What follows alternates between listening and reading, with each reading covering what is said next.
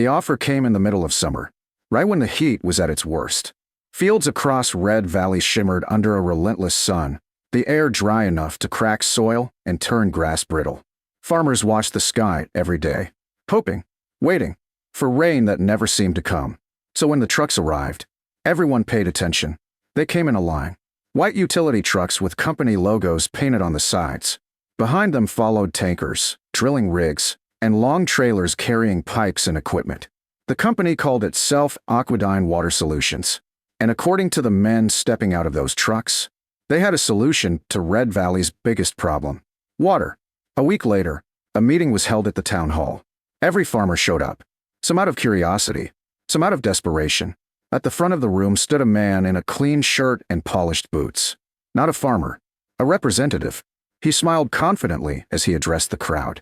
"Gentlemen," he began, "we understand the challenges you're facing." Murmurs spread through the room. He gestured toward a large map behind him. "We've secured access to a deep underground aquifer just north of the valley." He pointed to a network of lines drawn across the map. "And we're offering to pipe that water directly to your farms." The room went quiet, because that kind of infrastructure was unheard of in Red Valley. The man continued, "No drilling costs, no maintenance, no upfront fees." A farmer in the front row leaned forward. "What's the catch?" The man smiled. "For the first 5 years." He paused for effect. "It's completely free." The room erupted. Farmers looked at each other. Some laughed. Some shook their heads in disbelief. Free water? In a place where every drop mattered?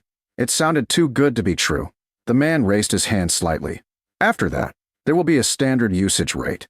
Another farmer called out. "How much?" The man waved it off. "Minimal. Competitive." But most of the room wasn't thinking about 5 years from now. They were thinking about right now. About dry fields. About failing crops.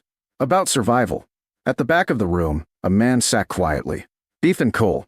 He didn't clap. Didn't smile. Didn't say a word. He just watched. Ethan was in his early 40s.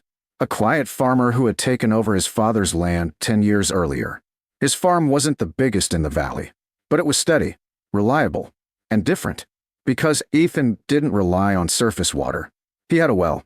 A deep one, drilled years ago by his father. Expensive, hard to maintain, but dependable. And as he listened to the presentation, something didn't sit right.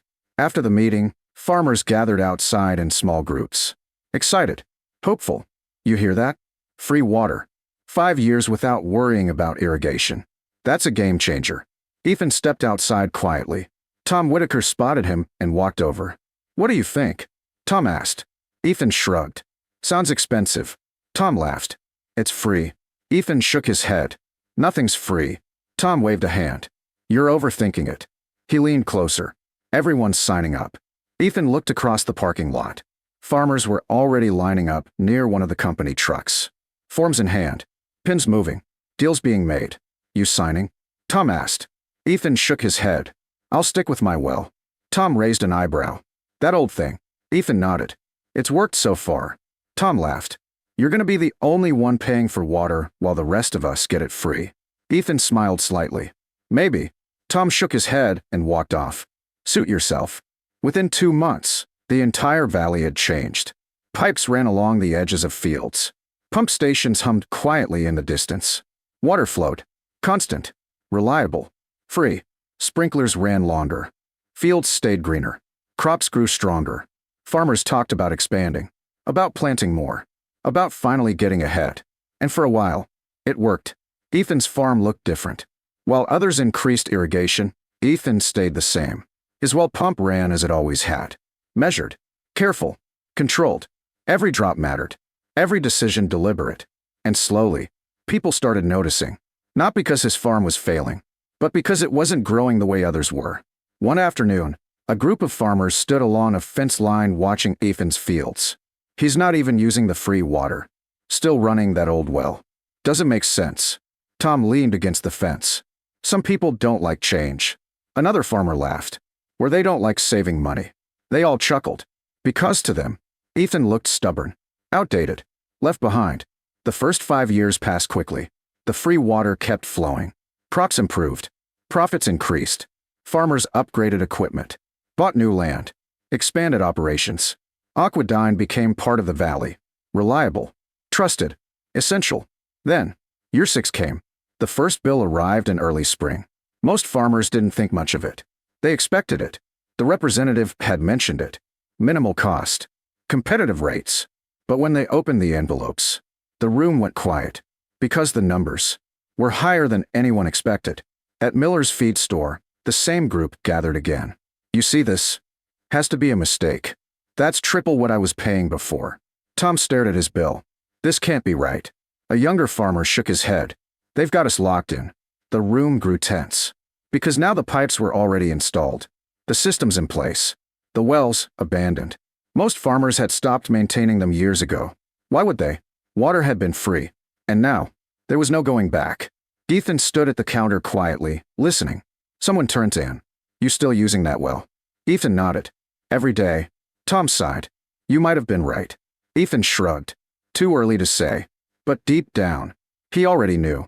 Because what most people hadn't considered was what happens when something you depend on stops being free. Over the next few years, the cost kept rising. Slowly. Steadily. Every season a little higher. Every bill a little heavier. Farmers adjusted at first. Cut costs elsewhere. Planted different crops. Tried to keep up. But water wasn't optional. It was survival. And Aquadyne controlled it. 10 years after the trucks first arrived, things looked very different. Fields were still green. But the conversations had changed. At the feed store, the tone was quieter. More serious. They raised the rates again. I can't keep doing this. Thinking about selling. Tom sat at the counter staring into his coffee. You hear about Miller's place? Someone nodded. Sold last week. Couldn't keep up with water costs. Another farmer sighed. That's the third one this year. Ethan walked in. The room fell quiet for a moment. Because everyone knew. He was the only one not tied to the system. Tom looked at him. How's the well? Ethan answered simply. Still running. 15 years after the day Aquadyne came to Red Valley. The valley wasn't the same. Not even close. And the people who once laughed at Ethan Cole's well were about to understand something they should have seen from the beginning. Because water was never the real cost. And what came next would decide who stayed on the land. And who didn't. By year 15, the valley had changed in ways no one had expected. The fields were still there. The soil still stretched across the land in long golden and green rows. But the farmers, many of them were gone. It didn't happen all at once. It never does. It happened slowly, quietly, one farm at a time. At Miller's feed store, the morning conversations weren't loud anymore. They were short. Heavy. You hear about Jenkins? Yeah. Sold out last month. Another voice added. That's 5 farms this year. Tom Whitaker sat at the counter, turning his coffee cup slowly. He hadn't laughed in a long time. Not since the bills stopped feeling temporary. Not since the numbers stopped making sense. Across the room, someone said quietly, they raised the water rates again. No one reacted. Because it wasn't surprising anymore. It was expected. The price had climbed every year. Small increases at first. Then larger. Then unavoidable. And now, it was crushing. Tom drove home that afternoon with the latest bill sitting on the seat beside him. He hadn't opened it yet. Didn't need to. He already knew it would be worse. It always was. When he reached his farm, he sat in the truck for a long time, looking out across the fields. The crops were healthy. The irrigation system was working. Everything looked fine. But he knew the truth. Every acre was costing him more than it was earning. And there was no way out. The pipes were permanent. The wells he once had were dry or abandoned. The system he depended on was the same system draining him. Finally, he reached over and picked up the envelope, opened it, looked at the number, and closed his eyes. 2 weeks later, a sign went up at the edge of Tom Whitaker's property. For sale. Ethan Cole saw it when he drove past. He slowed his truck, looked at the sign, then at the fields beyond it. Fields that had been farmed for generations. Now leaving, just like the others. He didn't stop.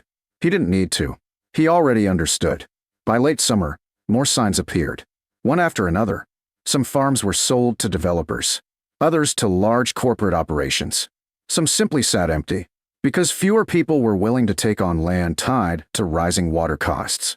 The valley wasn't drying up. It was being priced out. And through it all, Ethan Cole kept farming. His fields weren't the biggest. They weren't the greenest. They didn't stretch as far as some of the others once had. But they were steady, reliable. Sustainable. Because every drop of water came from the same place it always had. His well. One afternoon, Tom showed up at Ethan's farm. He didn't call ahead. Just drove in and parked near the barn. Ethan stepped out when he saw the truck. Tom got out slowly. He looked older. More tired than Ethan remembered. They stood there for a moment without speaking. Then Tom said, "I'm selling." Ethan nodded once. "I saw the sign." Tom let out a breath. "I thought I could ride it out." Ethan didn't respond. Tom looked out across the fields. "They said it would stay affordable. They said it would help us grow." He laughed quietly. "Guess we believed them." Ethan leaned against the fence. "Most people did." Tom looked at him. "You didn't." Ethan shrugged. "I just didn't trust it." Tom shook his head. "I laughed at you." Ethan smiled slightly. "You weren't the only one." Tom nodded. "Still." He paused. "That well of yours." Ethan looked toward the pump house in the distance. "It's nothing special." Tom shook his head. "No." He looked back at Ethan. "It's everything." A few days later, the storm came. Not rain, not wind, but something worse. Aquadyne announced another increase. Higher than anything before. Enough to push the remaining farmers to the edge. At the feed store, the room was nearly empty now. Only a handful of men remained. And even they weren't sure how long they'd stay. One of them said quietly, "That's it for me." Another nodded. Same. The valley was changing again. And this time, it wasn't coming back. Ethan stood in his field that evening. The sun was low on the horizon. The same view he had seen his entire life. But quieter now. Fewer trucks on the road. Fewer machines in the distance. Fewer lights at night. He looked down at the soil beneath his boots. Then toward the pump house. The steady hum of the well motor carried faintly across the field. It hadn't changed. Not once. 15 years. Same system. Same source. Same control. And that was the difference. Because while everyone else had gained convenience, they had lost something else. Independence. A week later, Ethan received an offer. Not from Aquadyne. From a developer. The same kind that had been buying land across the valley. The number was high. Higher than he expected. Enough to walk away. Enough to never worry again. He sat at his kitchen table that night. The offer in front of him. The same table where his father had once sat. The same house. The same land. He looked out the window. At the fields. At the well.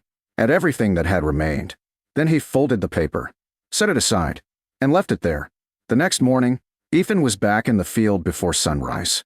The well pump started. Water flowed. The same way it always had. No bill. No increase. No permission needed. Just water. From the ground beneath him. Months passed. Then years. And eventually, the valley became something else. Fewer farms. More development. New roads. New buildings. But in the middle of it all, one farm remained unchanged. Ethan Coles.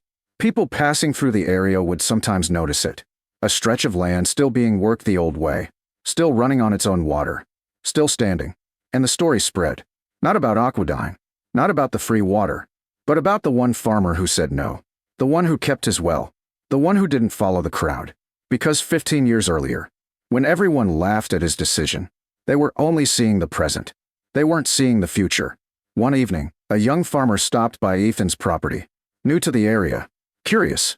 He stood near the fence watching the irrigation running from the well. Then he asked, "Why didn't you take the free water?" Ethan looked out across the field. Then answered simply, "Because it wasn't free."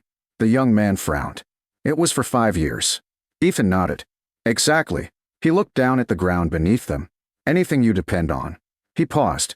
"Shouldn't belong to someone else." The young farmer stood quietly, thinking, understanding. As the sun set over the valley, the well continued to run. Steady, reliable, unchanged, and in a place where everything else had shifted. That was what made all the difference.